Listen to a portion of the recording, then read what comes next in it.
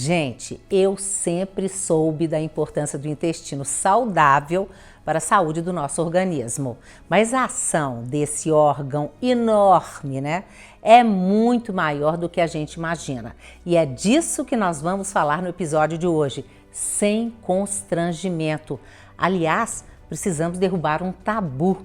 É que geralmente somos educados para não falar de problemas intestinais. É ou não é? Principalmente nós, mulheres.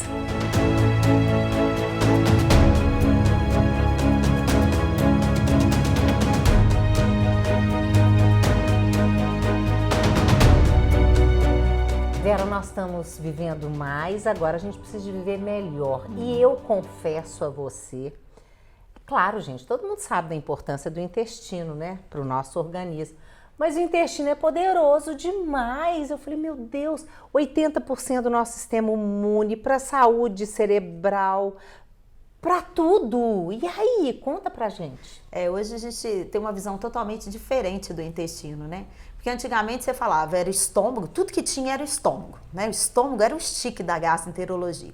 Depois passou a ser o fígado, né? Tudo era fígado. E hoje, assim, a gente tem trabalhado muito com doenças funcionais, o intestino hoje é o personagem principal. Né? Pacientes com quadro de depressão, pacientes com quadro de autismo, pacientes com diarreia. Eu falo que é um paciente enfesado, aquele cheio de fezes, né? E o paciente enfesado, a gente vai trabalhar o intestino desse com uma melhora da qualidade de vida. É isso que a gente tem buscado. Pois é, então vamos por partes. Intestino e envelhecimento. É verdade que se o intestino estiver em desequilíbrio lá com os bichinhos, né, as bactérias, a gente pode envelhecer com maior rapidez? Sim, o que acontece é o seguinte, antigamente a gente chamava até de flora intestinal, né? Se não mudou porque flora é de planta, né? E o que acontece? Já sabe que 1 quilo do nosso peso são de bactérias no intestino. E essas bactérias têm uma função muito importante. Elas participam de produção de vitaminas, absorção de nutrientes, tem uma função muito importante. Então, se você come uma dieta muito desequilibrada, se você não toma muito líquido, se você não tem uma boa alimentação, essas bactérias vão mudar de perfil. Então, a gente tem um quadro que pode chamar supercrescimento de bactérias no intestino. Isso leva a alteração até da imunidade, da sua defesa do seu organismo. Quer dizer, das bactérias, digamos, as mazinhas, as más. Exatamente. Eu falo com os pacientes, sempre tem um equilíbrio, né? Uma balança entre as bactérias boas e as ruins. O nosso organismo consegue manter esse equilíbrio. Mas se, por exemplo, se tiver uma diarreia, uma dengue, você pode perder esse equilíbrio e você desequilibra. Aí você consegue o quê? Através de uma boa alimentação, de um probiótico, de um iogurte que seja, conseguir recuperar isso. Mas às vezes a gente não consegue, precisa de procurar o médico para fazer um tratamento.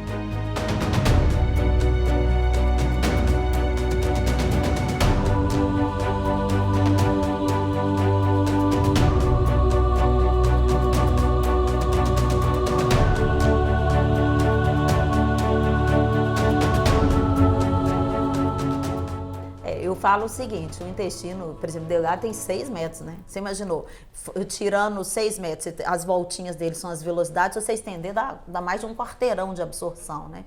Então é o primeiro contato que você tem com as toxinas. E tem hoje, eu vim do congresso agora, um negócio super interessante. Quando você tem uma inflamação no intestino, as células do intestino, elas vão espaçando. Então macromoléculas perigosas passam entre eles e começa a desenvolver quadro de alergia, quadro de imunidade, de alteração de imunidade, lesões de pele, entendeu? Então isso é muito, a gente tem estudado muito mesmo. Saúde do cérebro, né? O intestino tem tudo a ver com isso, porque pelo que eu estava lendo, tem a questão do Alzheimer, do Parkinson e outras, né? Doenças degenerativas, né? Sim, a gente tem estudado muito isso, nos congressos tem dado muita importância e a gente tem uma prática no consultório de pesquisar alterações de microbiota com uma excelente resposta. É claro que você não vai resolver um Parkinson, não é nada disso, né? Mas com alterações da alimentação, alterações de pesquisa de supercrescimento, alterações da microbiota, você pode melhorar o perfil de depressão, por exemplo, desse paciente. A gente tem trabalhado no consultório com alguns psiquiatras que eles têm encaminhado pacientes, a gente faz pesquisa de supercrescimento e a depressão idoso é uma coisa muito preocupante, né? Não tem os fatores de solidão, os fatores sociais, mas a questão do próprio envelhecimento, mas pode ter a ver com a microbiota. Então, se eu consigo melhorar essa bactéria intestinal, essa absorção intestinal, pode ser que melhore o quadro de depressão. A gente tem pesquisado muito também a síndrome da fadiga crônica. Aquele paciente que ele tem um cansaço que ele não sabe por quê, né? É uma exaustão que não se justifica. Então, se a gente pesquisa, a gente trata isso e o paciente tem uma melhora desse quadro. As respostas são bem animadoras. Obesidade tem a ver com o intestino? Sim, tem trabalhos mostrando que a microbiota do obeso e do magro é totalmente diferente. Quando o paciente, por exemplo, faz uma cirurgia bariátrica, a microbiota dele volta a ser de um paciente magro e tem uma capacidade de absorção. Já viu que às vezes a pessoa fala assim, nossa, minha bactéria é capaz de pegar energia de um alface? E eles estudaram que é verdade mesmo. Tem algumas bactérias que elas têm maior capacidade de pegar a energia do alimento. Isso não justifica a obesidade, mas é um elemento a mais que a gente tem.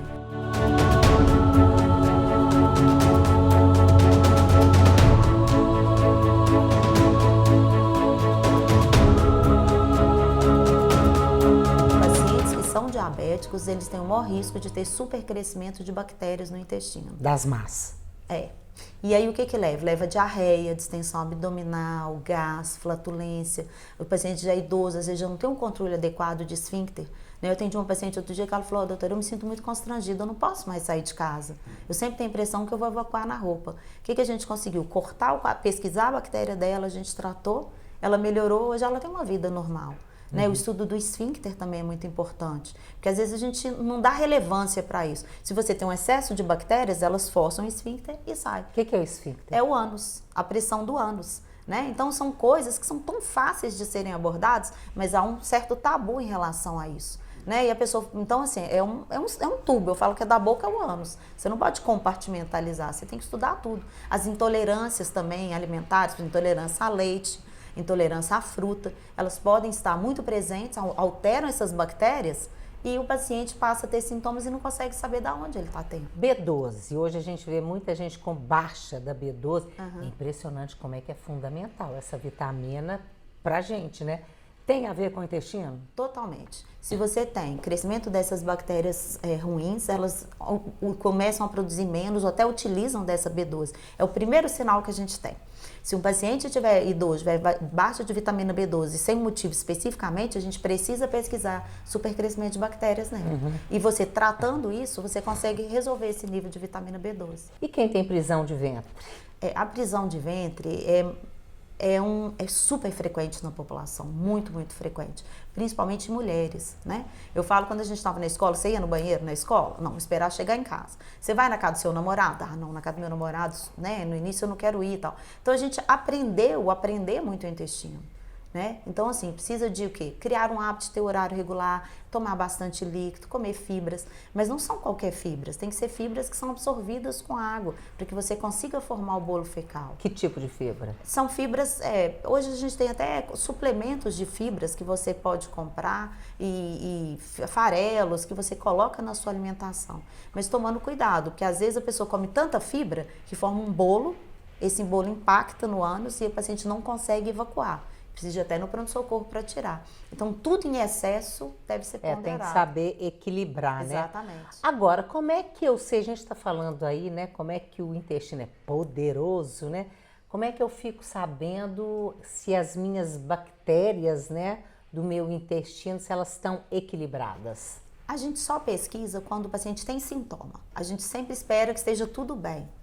Então o paciente, ele está evacuando, a pessoa às vezes fala assim, eu não tomei porque eu não evacuo todos os dias. Não precisa, Se você evacuar um dia, saltar 1 ou 2, é aceitável. Você não pode ter sintoma, barriga inchada, a barriga começar a distender, aquele paciente que acorda magrinho, com aquele barrigão inchado, ele começa a ficar rotando, ele tem a sensação de que está sempre empachado, não consegue comer. Nessas situações, a primeira coisa que a gente pesquisa é algo na alimentação. E a intolerância mais comum que a gente tem é a leite, então a gente pensa em leite. Não sendo o leite, a gente pesquisa o supercrescimento. É um teste respiratório muito simples de ser feito e se der positivo, a gente trata com antibiótico. Olha que interessante.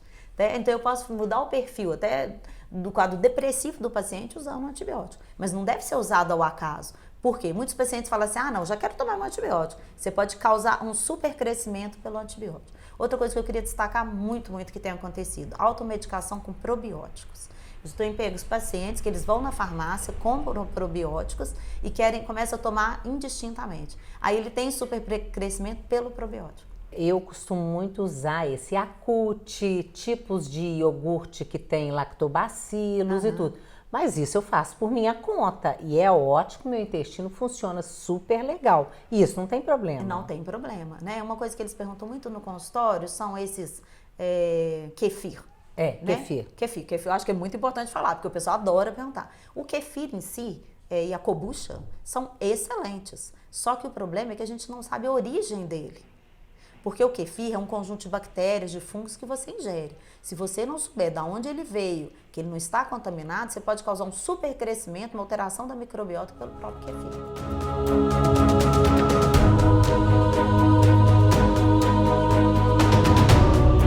O importante é ter uma boa alimentação, comer fibras, fazer um exercício físico, tomar muito líquido, né? Tem que tomar 3 litros. Não é isso não, uma quantidade que ele se sinta hidratado. Lembrando que o idoso não tem sede. O idoso, muitas vezes, ele não lembra de tomar água, então ele tem que criar... Tem que tomar quantos copos por dia? Depende do peso da pessoa, né? De 1,5 a 2,5, dependendo, por exemplo, um adulto de 70 quilos é diferente de uma senhora de 40 quilos, entendeu? Então, se você der muita água, pode até sobrecarregar o rim dessa paciente. Então, assim, você tem que ver sempre que a mucosa dela tá brilhante, o olho tem lágrima, tá tudo bem, a pele tá hidratada. É isso que a gente faz. Mas o normal, para qualquer ser humano, seria o quê? De 1,5 a 2 litros d'água. Né? Todos os dias? Todos os dias. Lembrando que pode ser um chá, pode ser um suco, né?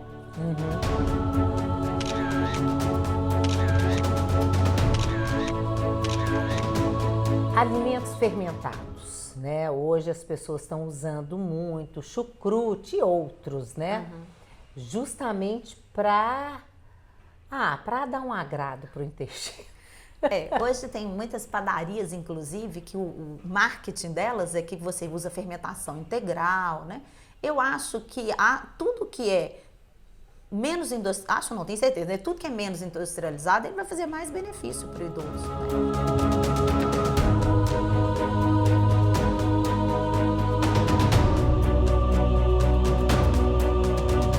Karen, me conta uma coisa, nós estamos aqui, gente, ela vai mostrar pra gente comida fermentada, que faz muito bem, né? Óbvio, nossa, uma das melhores coisas que eu descobri na vida. Pois é, você trabalhou tanto tempo, né, num buffet tradicional, maravilhoso. Tem 4 anos que você resolveu trabalhar com o que você chama de comida viva. De comida de verdade, como está muito na moda, né? Eu costumo falar alimento puro. O que é isso, alimento puro? É um alimento que você sabe que primeiro vai te fazer bem, além de te nutrir, e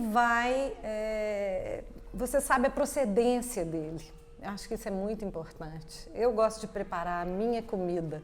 Isso é um dos maiores prazeres que eu tenho. Pois é, porque às vezes eu fico imaginando que comida viva é comida que você nem leva no fogão. Já a comida de verdade você leva ao fogo, né? Sim. Aí tem a diferenciação no modo de fazer, né? A comida viva você faz a no máximo 42 graus. Por quê? Você não modifica nutricionalmente o que ela te oferece.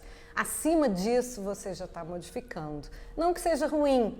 Por exemplo, um tomate, quando você aquece, você aciona mais o que ele tem de bom. Mas não é o caso de todos os alimentos.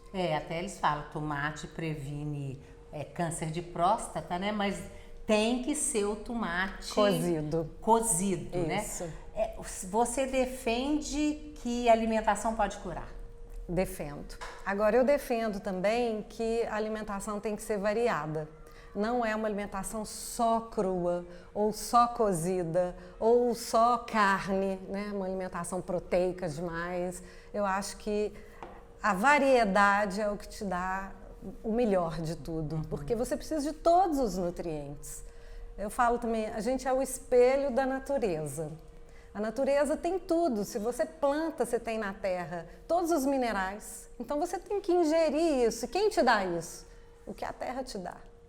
Eu acho isso, assim, fantástico. A gente veio aqui, gente, para ela mostrar os alimentos fermentados, né? Vou fazer uma receita. Vai fazer uma receita do fermentado mais simples do mundo. Que é o repolho roxo, mas pode fazer com repolho branco. Exato. Pode fazer com outras folhas também, não? O repolho, porque ele tem muito enxofre, ele naturalmente, ele fermenta. Então ele é o mais fácil. E eu escolhi ele porque é simplesmente só repolho. Eu não tenho que pôr água, eu não tenho que. Se eu quiser, eu posso pôr. Sim. Mas eu não ponho água, não ponho sal, não ponho absolutamente nada. Então, vamos mostrar? Então você vai pegar o repolho, branco ou roxo. Partiu ele Eu bem triturei pequenininho, né? num multiprocessador que fica mais prático, tá? Porque ele já vai sair num tamanho. Um pote já limpo, lava com água quente, etc. Esterilizado. Eu ainda Olha passo só. um alquinho, você acredita, Não por precisa, dentro? não Mas eu, porque sou exagerada para isso. Pois é. Quem lida com fermentado tem que acostumar com que existe bactéria em tudo na nossa vida. Se você parar para pensar, nós somos mais bactérias do que células, você sabe disso, né? Você está estudando intestino, você sabe disso. O que a gente tem que fazer? Geralmente eu faço até com a mão mesmo, tá? Ó, Amassar. amassar. Quando eu vou amassando assim, eu vou soltando o líquido que tem no repolho. Aí fica quanto tempo? Aqui, no mínimo 3 dias. Aqui eu vou pôr Cenoura um só para enfeitar. enfeitinho, gente. Sorte, E o gosto né? fica Fraca. diferente? Karen. Vira um chucrute. Quem que já experimentou um chucrute, Eu uma já. coisa fermentada? É bom, eu gosto. Eu gosto. Você pode fazer, inclusive, de 2 cores, dessa cor e do branco, mas sempre vocês vão colocar esse embaixo, porque senão ele vai pintar todo o outro. Tá vendo que eu vou Entendi. amassando e vai cabendo mais? É verdade. Põe na geladeira. Na geladeira ele vai durar 6 meses. Ai, legal demais. Agora, já que nós terminamos aqui, né?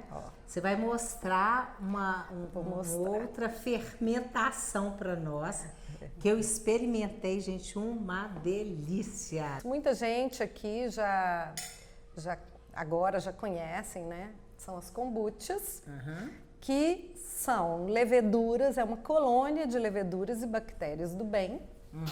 Vamos mostrar? Vamos colocar aqui só para mostrar pro pessoal? Tá vendo? Porque tem essa que é meio avermelhada, né? Não, é porque eu faço 3 tipos de chás. Normalmente... São chá. Explica como é que faz isso. A kombucha é um chá adoçado, faz um chá com açúcar orgânico que eu uso, e aí você põe esse chá a uma determinada temperatura dentro do pote. E essa levedura vai comendo o açúcar desse chá. E que levedura é essa? Vamos arranjar isso? Isso, e tem. Você pode comprar, eu te dou, a gente doa. Normalmente a gente doa, porque se é um filho que você arruma.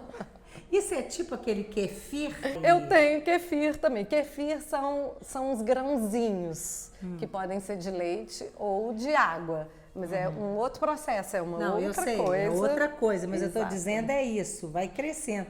Que interessantíssimo, Vai crescendo, né? vai crescendo. E aí você só toma o chá. Depois você fermentou o chá, cada uma tem um tempo de fermentação. Depende pro tanto de chá, pro tanto de levedura que você tem aqui. Normalmente, tradicionalmente, o chá é feito de chá verde. Por quê? O chá verde tem Camellia sinensis e tem cafeína. Eles costumam dizer que essa levedura só se alimenta de Camellia sinensis e açúcar. Mas mentira, porque essas aqui são adaptadas para chá de hibisco, eu adaptei, demorou um tempo, mas hoje em dia ela já entende. Mas essa aqui é erva cidreira. Essa daqui é um chá de cidreira, cidreira lá da minha casa, com gengibre. Ela também já entende que consegue germinar e fermentar, desculpa. E essa daqui é o famoso chá verde. Tá vendo que são cores diferentes? Olha. E o jeito que ela fica Esse aqui é é diferente. chá de hibisco. Tá. Foi esse que eu experimentei. Achei muito gostoso.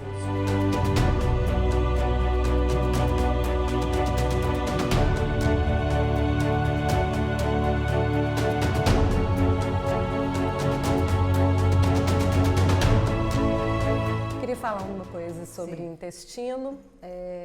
Não adianta você fazer vários fermentados, ter essa alimentação muito específica de alguma coisa. É tudo um conjunto.